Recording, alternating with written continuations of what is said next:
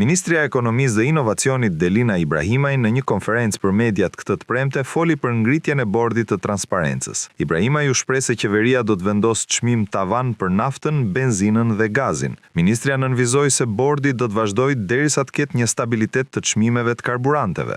Ne mblodhëm bordin e transparencës së bashku me Ministrin e Infrastrukturës dhe Energjisë dhe anëtarë të tjerë të bordit, drejtorit të tatimeve, drejtorit doganave, përfaqësues nga Ministria e Financave dhe përfaqësues nga tregtarët kryesor, nga 5 tregtarët kryesor të shumicës dhe të pakicës, me qëllim diskutimin për çmimet dhe vendosjen në bazë të legjislacionit në fuqi të çmimeve maksimale të tregtimit.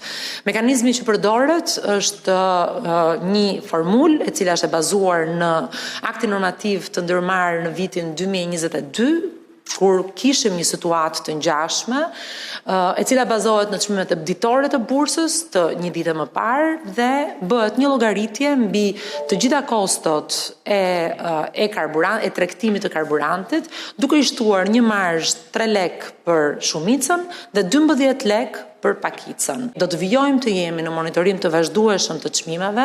Qëllimi ynë kryesor është që në një situatë kur çmimet po rriten në mënyrë të vazhdueshme, ne të jemi transparent mbi çmimin dhe të mos lejojmë asnjë abuzim apo spekulim mbi çmimin për konsumatorët. Bordi i transparencës nuk ka një afat të përfundimit të aktivitetit, që do të thotë që ne do ta mbajmë bordin të ngritur derisa çmimet të stabilizohen në nivelet e parakrizës. Ministria deklaroi se ekonomia shqiptare ka mbajtur trendin e rritjes gjatë vitit kryesisht fal sektorit të shërbimeve. Sipas të dhënave të fundit, kontributi më i madh pozitiv ka ardhur nga ndërtimi. Sipas aktiviteteve ekonomike, ekonomia ka mbajtur në tremujorin e 4 trendin e të gjithë vitit, që do të thotë që kryesisht rritja ka ardhur nga shërbimet, megjithatë për një pamje më të detajuar, kontributin kryesor pozitiv në tremujorin e 4 të ka pasur sektori ndërtimit, i cili ka pasur një kontribut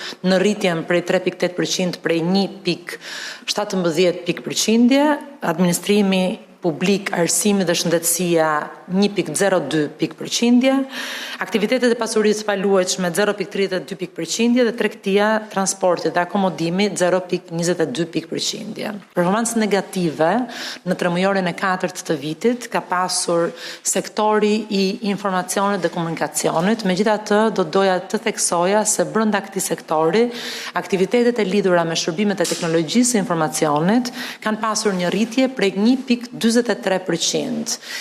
Rënja është ndikuar nga ecuria e aktiviteteve të telekomunikacionit. Një tjetër sektor që në fakt prej disa tremujorësh ka rezultuar me rënje është sektori bujqësisë, pyjeve dhe peshkimit. Brenda këtij sektori rënja është ndikuar nga prodhimi bujqësor. Ndër të tjera, ministria foli edhe për produktet e shportës ushqimore, të cilat kanë nisur të reflektojnë në rritjen e çmimeve. Ajo u shpreh se 80 produkte ushqimore janë nën monitorim dhe një ekip do të dalë në terren për monitorim. Ministria theksoi se kryesore është garancia për të mos pasur spekulime.